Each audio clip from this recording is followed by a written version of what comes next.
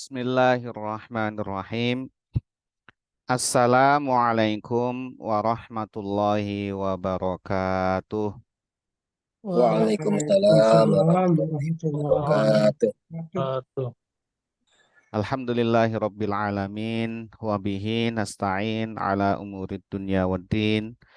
Wassalatu wassalamu ala asyrafil anbiya wal mursalin sayyidina wa maulana Muhammadin wa ala alihi wa ashabihi ajma'in wa la hawla wa la quwata illa billahil aliyyil azim amma ba'd.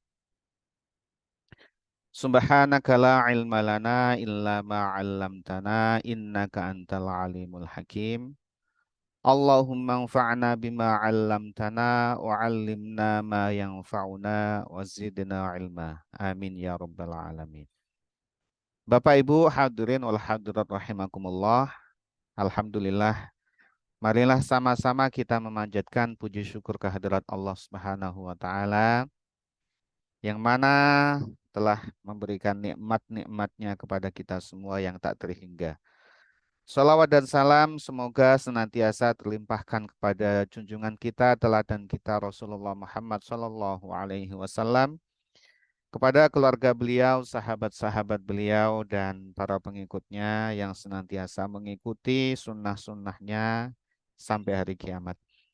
Semoga kita semuanya, keluarga kita, anak-anak kita, dan orang-orang yang kita cintai tergolong umat Rasulullah Muhammad Sallallahu Alaihi Wasallam dan nantinya akan mendapatkan syafaat dari beliau. Amin ya rabbal alamin. Bapak Ibu hadirin wal hadirat rahimakumullah. Alhamdulillah malam hari ini kita kembali melanjutkan kajian kitab Riyadhus Shalihin. Insya Allah malam hari ini kita akan mengkaji hadis yang ke-115.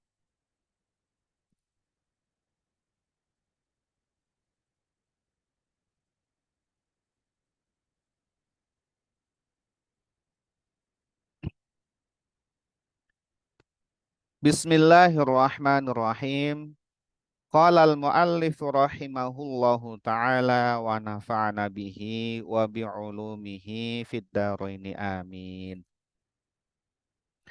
Ar-rabi'u, hadis yang keempat dari pembahasan bab 12 atau urutannya 115 dari yang pertama.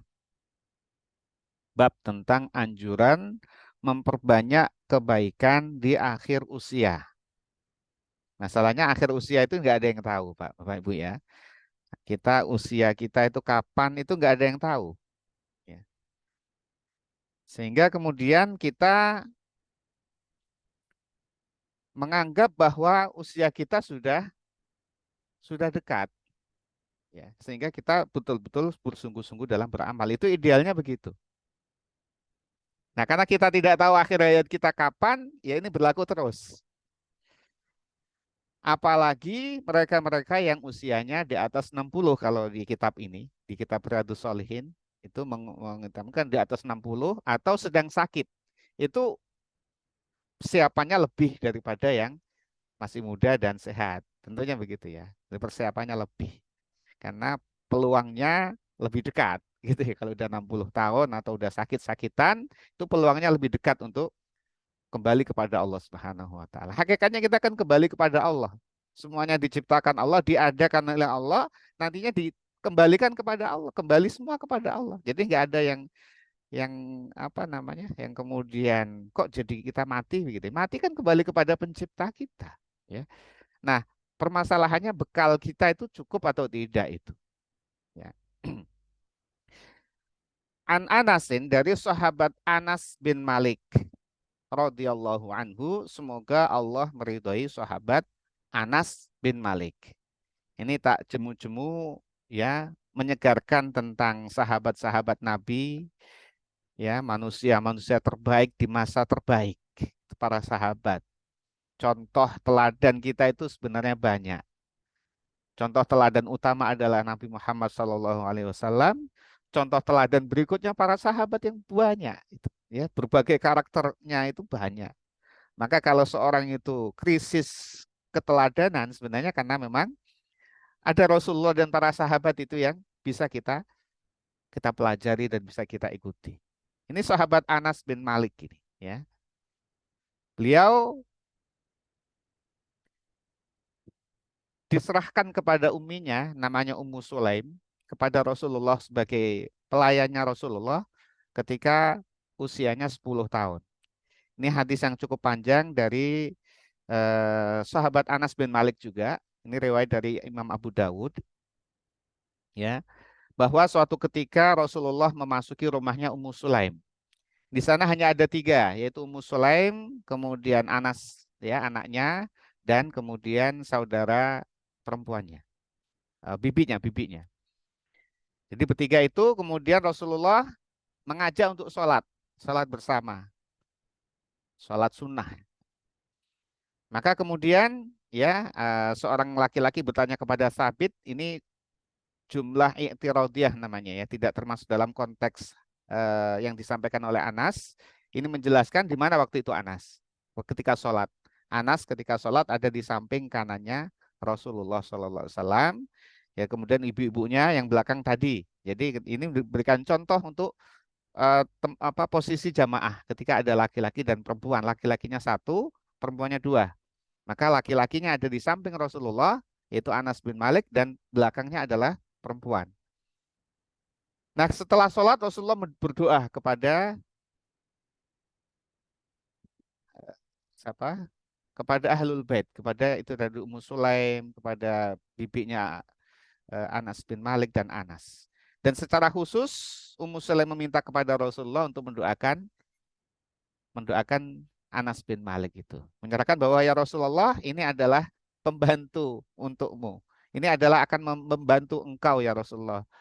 Pembantu kecil, khuwaidimuka ya. Pembantu yang masih kecil, usianya baru 10 tahun. Maka Rasulullah mendoa kepada Anas bin Malik. Mendoa kepada Allah untuk Anas bin Malik. Ini doanya, Allahumma ktsir malahu wa waladahu wa barik lahu fih. Ya. Ya Allah, aksir malahu. Perbanyak hartanya. Wa waladahu, dan perbanyak anaknya. Dan penting kemudian wa barik lahu fih, dan berkahilah kepadanya. Jadi berikan berkah kepada Anas bin Malik itu. Jadi banyak harta, banyak anak, tapi berkah. Yang penting berkahnya ini ya, Bapak-Ibu sekalian. Maka berkata Imam Abu Dawud bahwa kemudian Anas itu ya mengatakan dari tulang rusukku itu lahir 80 anak.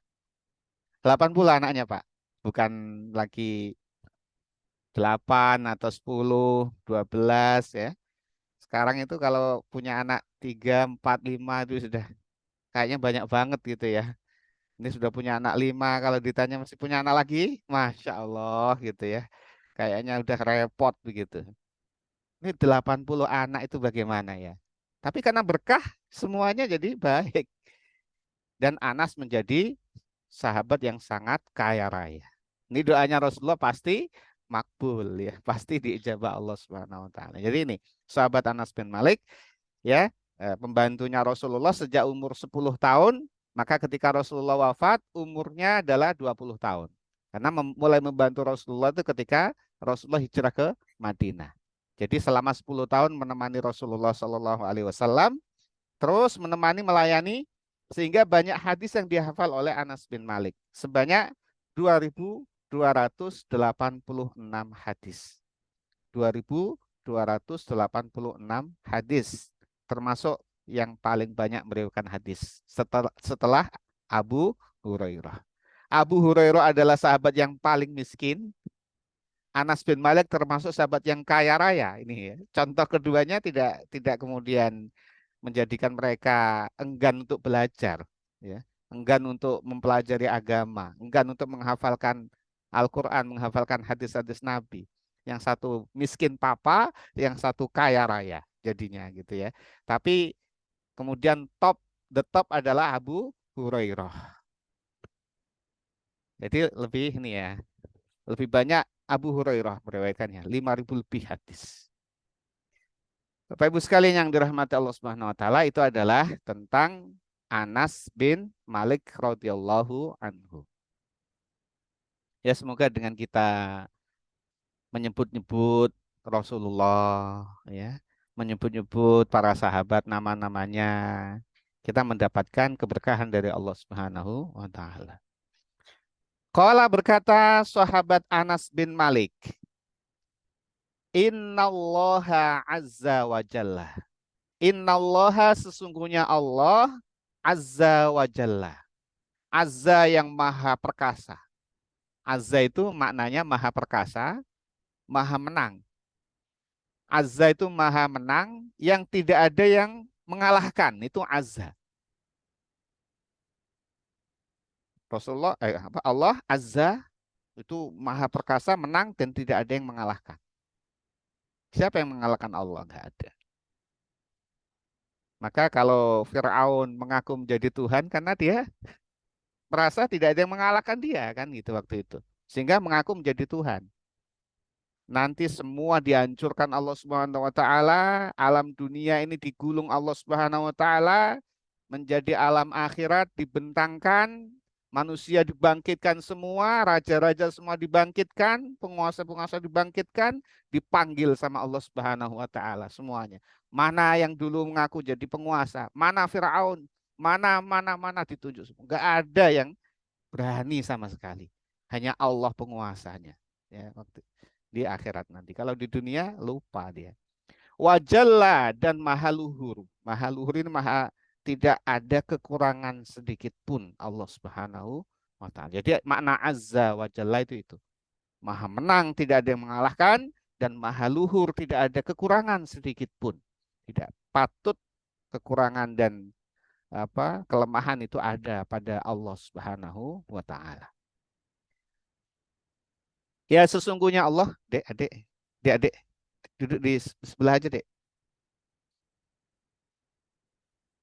Sungguhnya Allah Subhanahu wa taala taba'al wahya ala Rasulillah sallallahu alaihi wasallam, yaitu adalah menurunkan Al-Qur'an secara berangsur-angsur kepada Rasulullah sallallahu alaihi wasallam, ya, secara deras ini ya, turunnya deras.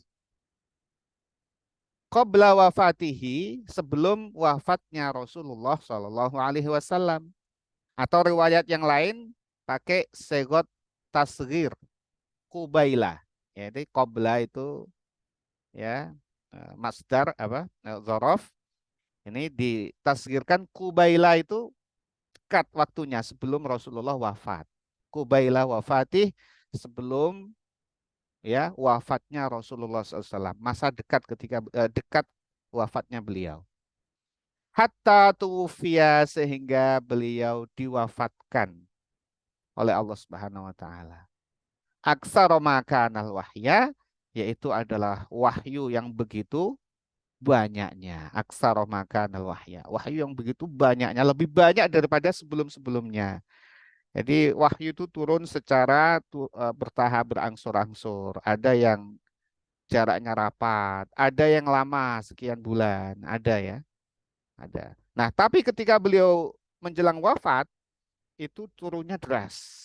Turun ya sampai sempurna. Jadi dalam rangka menyempurnakan wahyu, ya, maka turunnya Al-Qur'an di saat-saat beliau sedang apa sudah kemenangan totalitas, ya. Orang sudah berbondong-bondong masuk Islam, itu turun Al-Qur'an itu dengan deras. Sehingga sempurna semua turun, ya, dan menjadilah Al-Quran yang kita terima saat ini. Muttafaqun alaih, hadis ini riwayat Imam Bukhari dan Imam Muslim. Di Allah Subhanahu wa taala menyempurnakan ayat-ayat Al-Quran diturunkan kepada Nabi Muhammad SAW, terutama di saat beliau menjelang wafat, itu sangat sangat banyak, sangat deras. Ya, sehingga kita bersyukur kepada Allah, kita masih bisa mendapatkan Al-Quran. Di saat mukjizat-mukjizat yang lain dicabut Allah Subhanahu wa taala bersama Rasulnya. Mukjizat yang digunakan untuk mengalahkan, ya, mengalahkan makar-makar musuh-musuh Allah di zaman Rasulullah, ya, di zaman para nabi, ya. Kemudian para nabi dan para rasul itu wafat, mukjizatnya juga diangkat. Maka tidak ada lagi tongkatnya Nabi Musa yang bisa membelah laut, tidak ada. Dan tidak ada mukjizat-mukjizat lain yang sebagaimana dimiliki oleh para nabi dan para rasul untuk mengalahkan makar-makar kaumnya. Al-Quran ini mukjizat dan sampai kepada kita ini. Kalau kemudian kita menganggapnya sebagai bacaan biasa, ya alangkah ruginya kita. Kenapa menganggap sebagai bacaan biasa? Ya mungkin karena tidak memahami esensi Al-Quran. Kok bisa ya? Ya bisa. Yang namanya Allah Subhanahu Wa Taala, ya maha segala-galanya, ya bisa menjadikan orang itu sadar atau tidak. Meskipun sumbernya ada di depan kita ini sumbernya, tapi tidak ada pengaruhnya apa-apa. Ya Allah yang menjadikan itu. Mukjizat tapi tidak ada pengaruhnya, ya itu. Maka sama aja ketika ada sinar matahari, bagi orang yang buta dianggap tidak ada sinar matahari. Gak ada ini matahari, mana matahari? Gak ada. Kok terang? Gak ada terang, gelap semuanya. Padahal memang matahari ada. Abu Jahal kan begitu. Abu Jahal, Abu Lahab itu melihat Rasulullah. Diikuti terus itu Rasulullah. Tapi tidak mau mengikuti Rasulullah. Matahari ada di depan tapi nggak melihat itu cahaya, nggak melihat itu hidayah. Abu Jahal, Abu Lahab, dan abu-abu yang lain. Oleh karena itu semoga kita diberikan pertolongan oleh Allah Subhanahu Wa Taala agar eh, termasuk golongan hambanya yang senantiasa membaca Al-Quran, kemudian memahami dan mengikuti, ya, apa petunjuk-petunjuk di dalam Al-Quran. Jadi pelajaran dari hadis ini adalah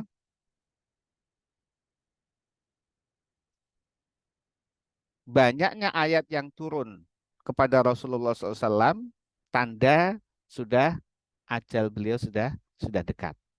Maka dari itu kita, ya, pelajaran bagi kita, ya, kita, ya, menganggap bahwa ajal kita sudah dekat, ya, sehingga kita berbuat yang sebaik-baiknya. Hadis yang ke-116. Al-Khamisu, hadis yang kelima. An Jabirin, dari sahabat Jabir radhiyallahu anhu, semoga Allah meridhai sahabat Jabir.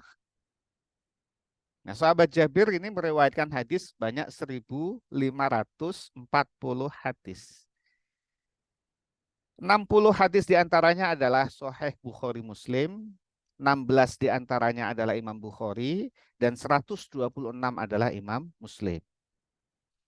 Sahabat Jabir wafat tahun 73 Hijriah. Jadi umurnya 20 tahun, ya, lebih maksudnya 20 tahun setelah Jabir wafat baru Anas bin Malik tadi wafat. Jadi yang sebelumnya sahabat Anas itu wafatnya 93 Hijriah. Usia Anas bin Malik 100 lebih. Ya, sedangkan Jabir tidak sepanjang usianya Anas bin Malik. Nah, Jabir ini termasuk sahabat yang alim. Yang cukup unik dari cerita sahabat Jabir adalah suatu ketika, ya, beliau menjadi imam sholat, ya. Nah, sahabat mulia ini Jabir menjadi imam sholat, tapi ya kita jangan begini, ya. Artinya ini ekstrim, ya. Ekstrim tapi menjadi kaidah dalam fikih. Beliau sholat, kalau biasanya pakai baju terbaik, pakai jubah, ya, pakai baju terbaik lah. Suatu ketika beliau hanya sholat dengan sarung, sarung yang diikat di sininya, diikat di leher. Bisa dibayangkan ya, sarung Diikat di leher, yang penting pokoknya nggak terlihat auratnya nih. Sarung terikat di leher jadi imam. Nggak pakai baju, nggak pakai kaos. Nggak, Pak. Sarung diikat. Terus jadi imam. Itu makmumnya pada ini kan, kok begini ya sahabat Jabir ini. Mau ditegur sahabat, alim, kepercayaannya Rasulullah gitu ya. Gimana? Tapi ya diikuti saja Jabir ini. Kita berani nggak sholat di situ? Nggak berani. Kalau sholat kita pakai kaos oblong itu sudah nggak berani itu ya. Ya begitu. Tapi Jabir maksudnya adalah kemudian ketika ditanya kenapa demikian wahai Jabir, sholat kok demikian seperti seperti apa ya, minimalis ya gitu ya. Sarung bukan hanya tampilannya itu loh ya, diikat gitu ya. Maksudnya sahabat Jabir, saya sholat demikian ini agar kalian itu ya tidak, sebagian dari kalian tidak merasa berat dengan sholat. Ya kalau saya pakai baju yang bagus-bagus, kemudian itu menjadi menjadi hukum, ya, maka akhirnya bagi mereka yang tidak mampu beli baju, tidak mampu beli pakaian yang bagus, akhirnya nggak mau sholat. Kenapa? Karena sholatnya harus seperti itu, kayak pakai baju terbaik gitu. Yang selama ini Jabir lakukan itu seperti itu. Tiba-tiba pakai seperti ini, agar orang yang tidak mampu punya sarung saja bisa sholat. Oh, itu pelajarannya di situ. Dan itu tidak tidak seterusnya belum begitu. Itu hanya memberi contoh sekali-sekali. Ya ini ya, ini pengorbanan sahabat Jabir rela dicibir demi umat. Salah satu kisah unik dari sahabat Jabir. Qala berkata sahabat Jabir, qala Rasulullah Shallallahu alaihi wasallam bersabda. Rasulullah Shallallahu alaihi wasallam, yub'asu kullu abdin ala ma mata alaih. Singkat, padat dan luar biasa. Ya. Sabda Nabi Muhammad Shallallahu alaihi wasallam. Yub'asu, bakal dibangkitkan kullu abdin, setiap hamba. Setiap hamba akan dibangkitkan. Hamba di sini itu hamba Allah. Semua hamba Allah, baik laki-laki maupun perempuan, baik budak maupun merdeka, baik tua maupun muda, tetapi sudah mukallaf, sudah balik. Ini yang masuk di sini adalah sudah balik. Nah, sebelum balik tidak termasuk di sini. Dibangkitkan setiap hamba itu, tentu yang bangkitkan adalah Allah Subhanahu wa taala, alama, pada kondisi mata yang dia mati alai. Pada kondisi itu. Jadi nanti hamba-hamba Allah di yaumil akhir, ya, ketika sudah digulung semua ciptaan Allah ini yang megah, maha luar biasa ciptaan Allah, langit, bumi, planet-planet semuanya yang pernah kita berikan ini gambarnya, dan Bapak Ibu bisa juga melihat berulang-ulang, ada di YouTube banyak sekali itu, melihat bumi ada seperti apa di seantero alam semesta, kecil sekali, sebutir debu aja masih gedean sebutir debu gitu ya. Apalagi kacang hijau kalau ini ya, kecil itu. Kacang hijau masih terlalu besar gitu ya. Debu aja masih besar debu itu. Bumi dengan makhluk-makhluk Allah ciptaannya seluas ini. Itu sekarang terbukti ya. Kita aja kalau naik pesawat kan melihat kecil-kecil sekali itu. Agak baru naik itu sudah mobil-mobil yang gede-gede, bangunan-bangunan hotel itu kecil-kecil itu. Kalau ditarik terus itu bumi itu kecil.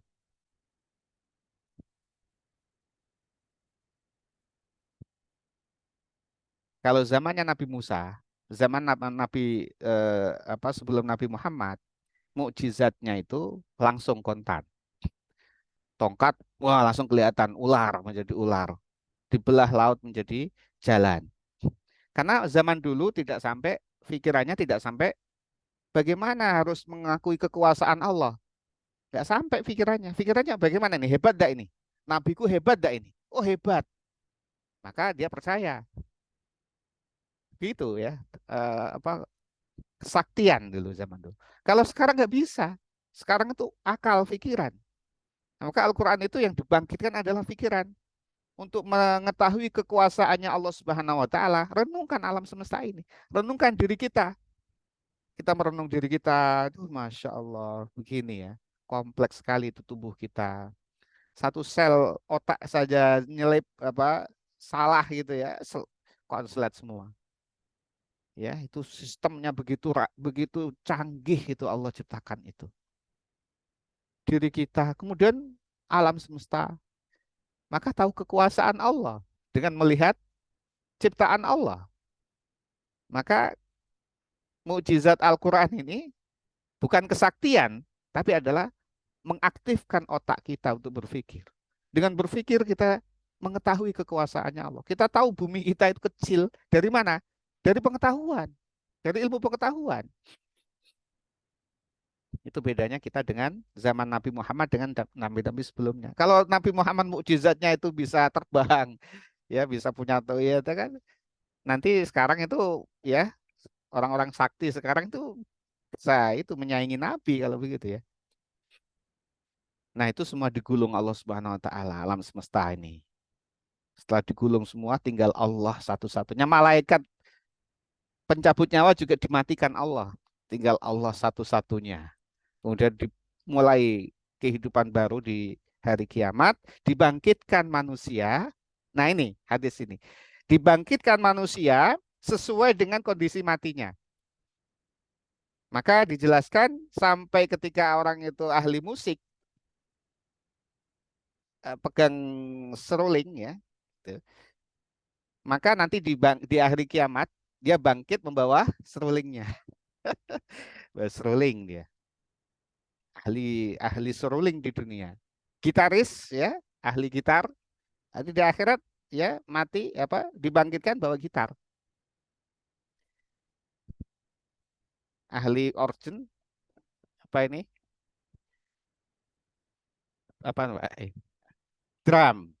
Nanti dia akan dengan drumnya itu. Wah, hobi tenis meja gitu ya. Bawa bat ya.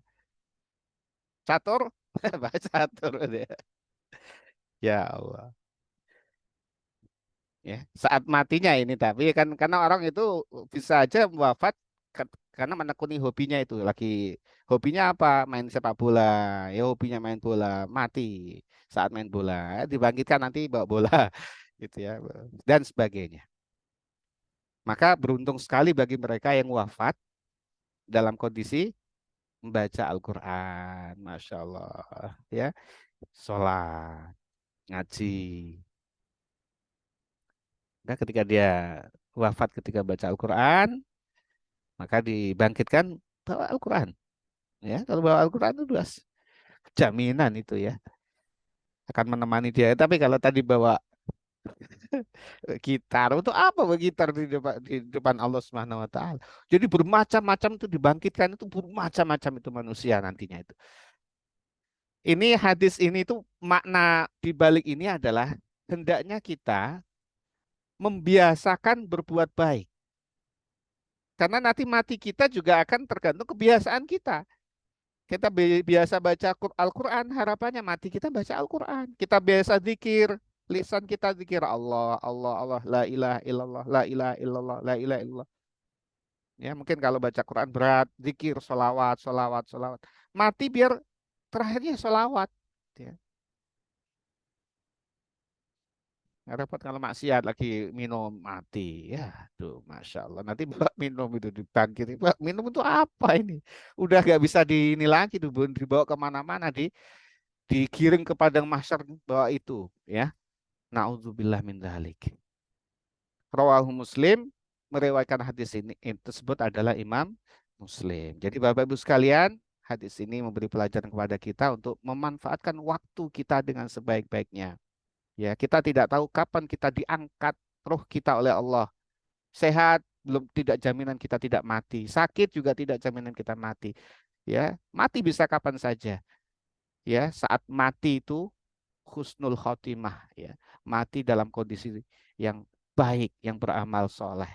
Nantinya supaya kita ya dicatat sebagai orang yang soleh. Karena kita ya amal itu tergantung pada akhirnya. Akhirnya kita seperti apa. Sehingga kita berdoa kepada Allah agar kita diwafatkan dalam kondisi yang husnul khotimah. Allahumma khtim lana husnal khotimah. Ini penting sekali. Ya. Bapak Ibu sekalian yang dirahmati Allah Subhanahu wa taala, demikian pembacaan hadis ya, 2 hadis.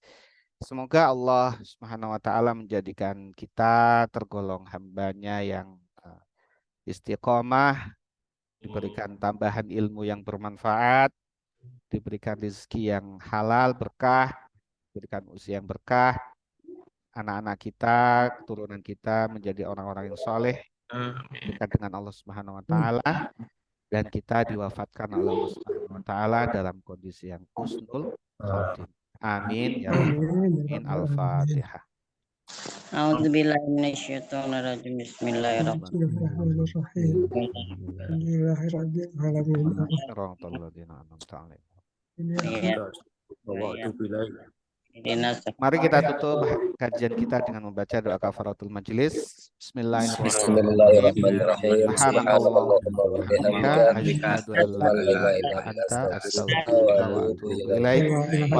Wassalamualaikum warahmatullahi wabarakatuh. Waalaikumsalam Waalaikumsalam warahmatullahi warahmatullahi Terima kasih wabarakatuh. Bapak Ibu semuanya. wabarakatuh. Jazakallahu khair.